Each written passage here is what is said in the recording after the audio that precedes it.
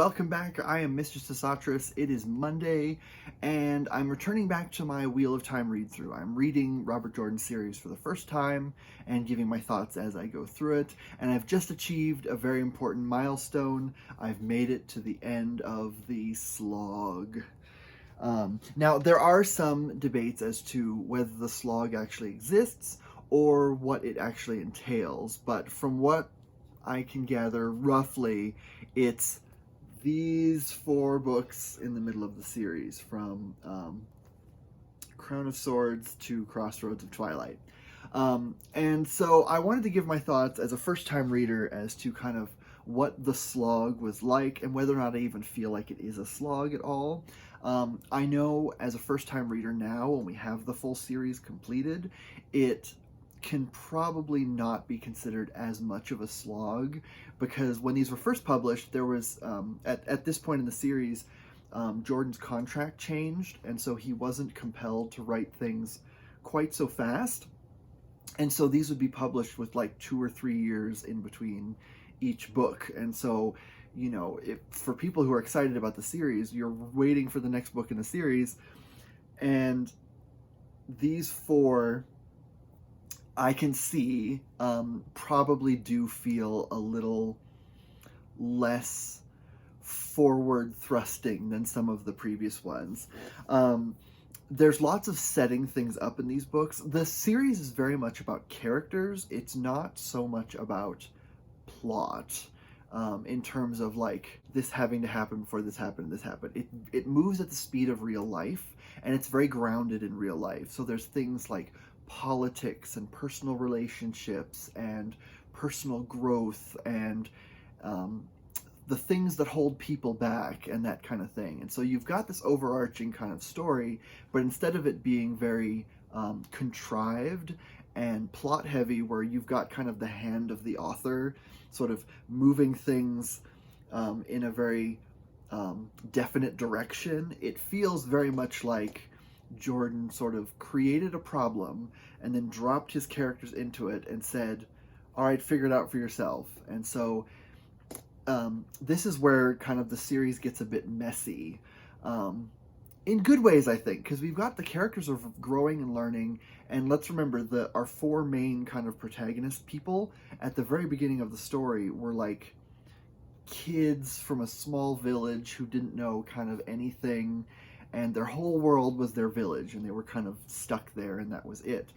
And so now we have these four people encountering the world at large, facing huge, amazing obstacles, and having to grow and change. And we see them go from like just like farm folks to like being involved in like the global politics of this world.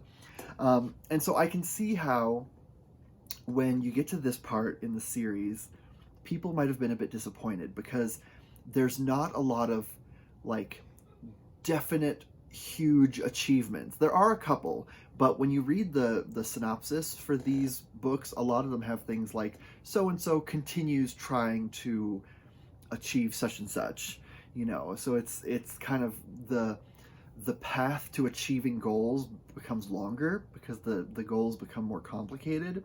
In the first few books, you've got lots of very definite kind of successes and wins and learning about things that are important and whatnot. And so when you get to these books, it's a lot more just about how do we take what we've learned and do something positive with it in the world. And so I can see how that can feel a bit sloggy.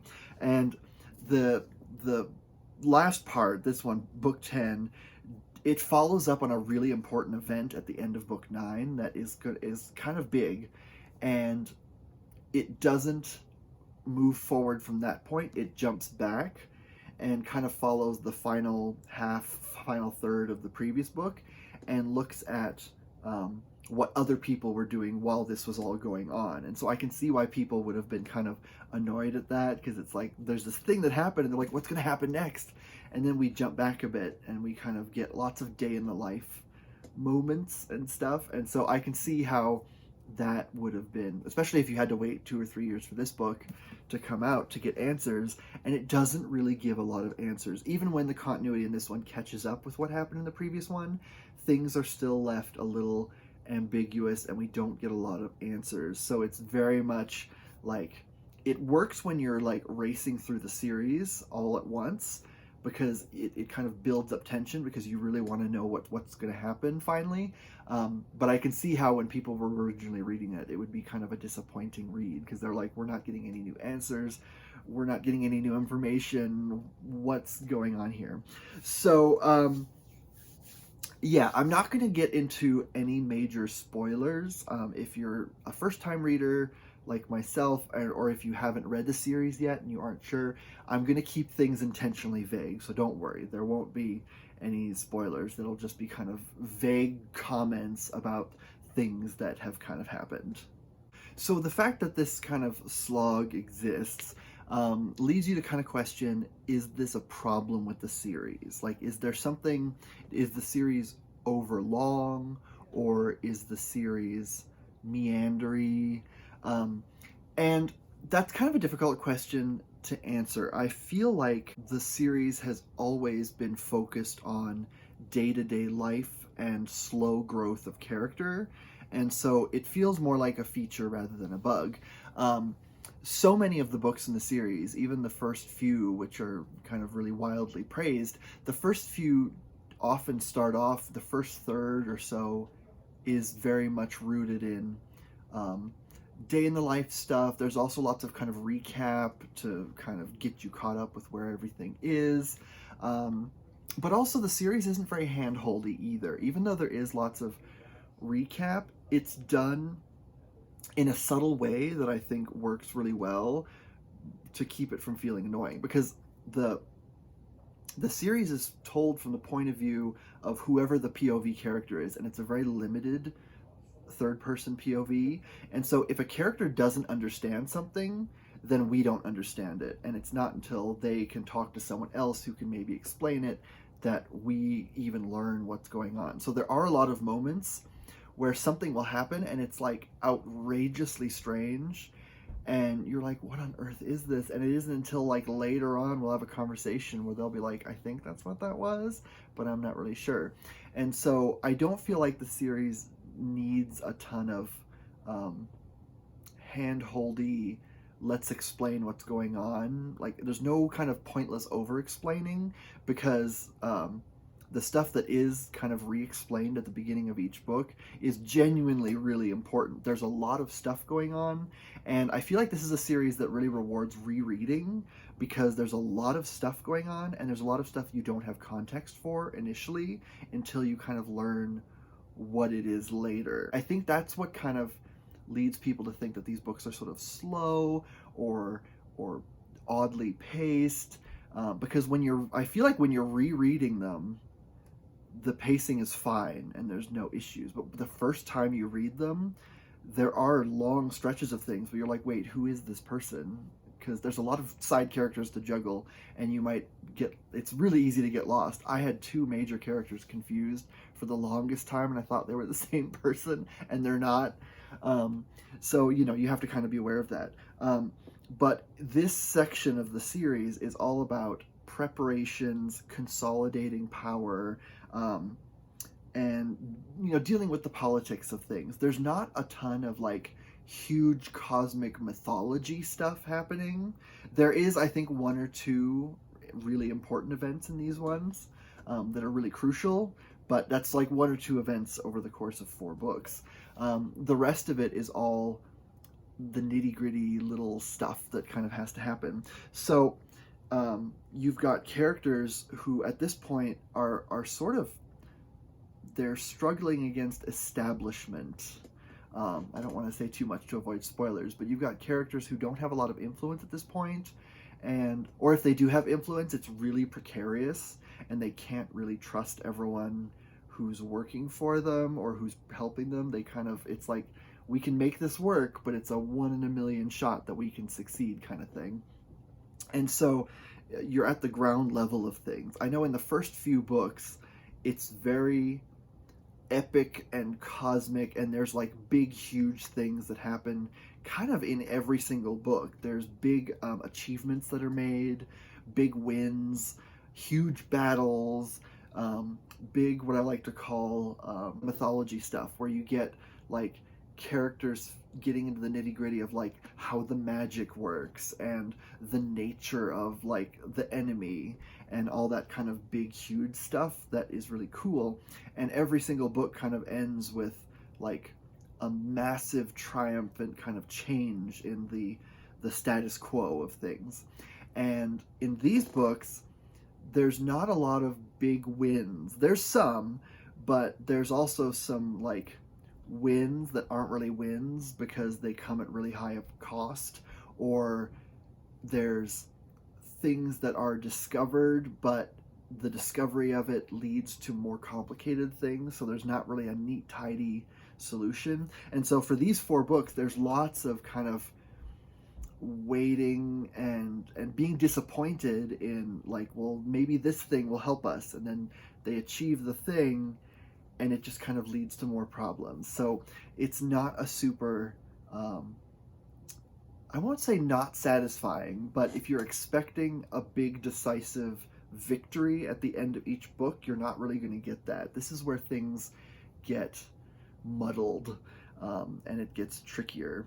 And especially the whole thing about Crossroads stepping back. A lot of Crossroads of Twilight is like everyday stuff, and it's important for the characters. And I think going back when you read it after having finished the whole thing, you're like, okay, I could see this is important to kind of connect these 2 points in this character's journey, so I get that. But it's a lot of just day in the life stuff, and it's really hard to see initially what stuff is important and which stuff is just kind of there because it has to be. So you're always kind of on the lookout for like, what's the important thread? And you don't get that really until I think later books, where you see things connect and you're like, oh, okay, that's what it is. There's a lot of like synopses of these books. I know whenever I finish a book, I like to go back and read a synopsis or watch a synopsis on YouTube, just so I can see like, okay, what events in this book are the really important ones, because sometimes it's difficult to say. There's one book where there's kind of a big battle that happens, and the way it's described, it's from one character's point of view who's kind of off away from it a little bit and sort of connected to it kind of distantly, and you don't I didn't even realize that it was as big a battle as it seemed initially, because I was only seeing this person's experience, and they're also kind of out of it a little bit. They're not fully connected with what's going on. There's something going on with them, and so your impression of this huge battle is sort of disconnected like a little bit. So you don't see you don't get a feel of like you're a sweeping camera over this battlefield and you're seeing everything that's happening.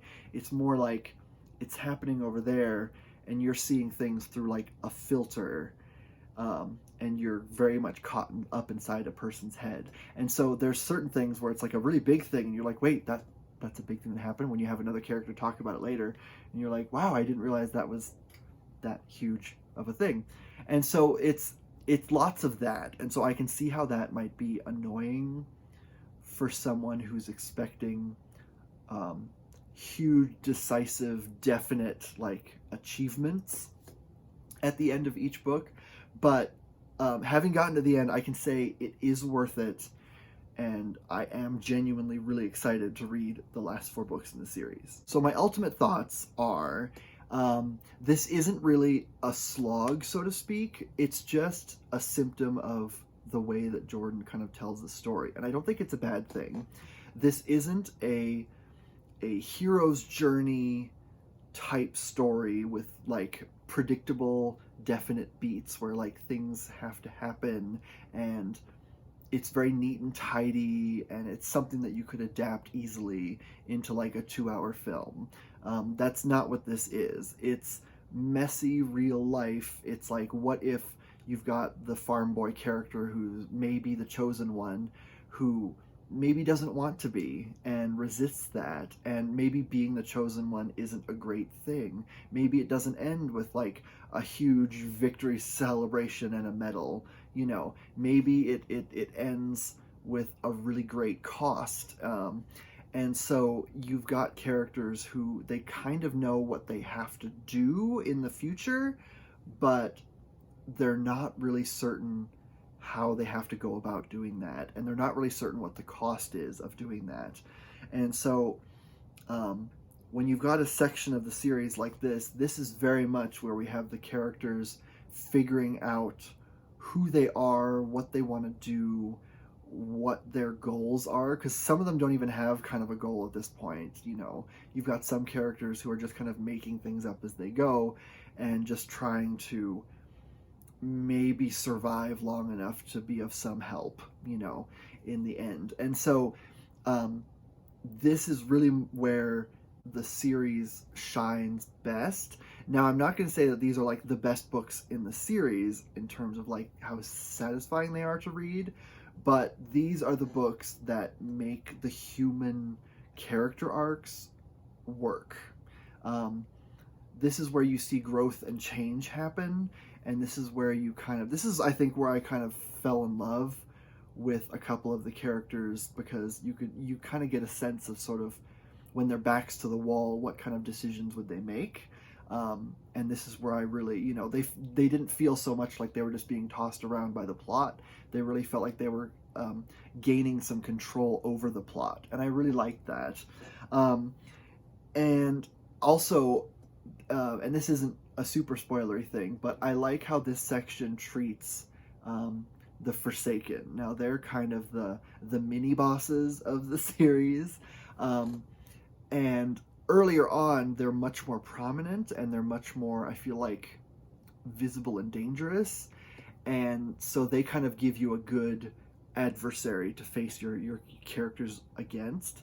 But having that every single time, I feel like threatens to turn them into sort of caricatures, because the Forsaken already are a little bit ridiculous, in good ways. They're all campy, over the top villains, and each of them has different things they're going for. But the Forsaken never work together. They're never a united front. They're always backstabby, and they're always in it for themselves. And so they aren't as dangerous on a macro scale as you might think. They can cause havoc, and they're very dangerous one-on-one when you're facing them. But because they're not really a united front, they can't really stand up against the hero characters who are united and are working together.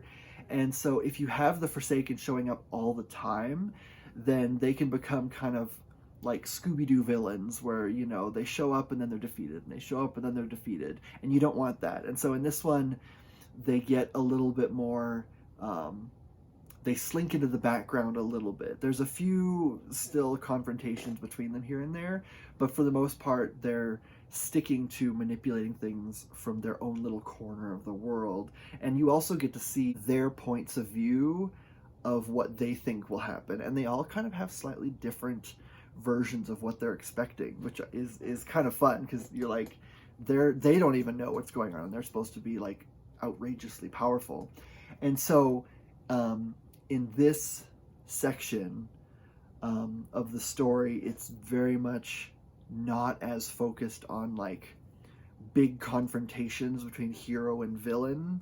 It's very much about fallout from the previous confrontations that destabilized kind of the power structures of the world.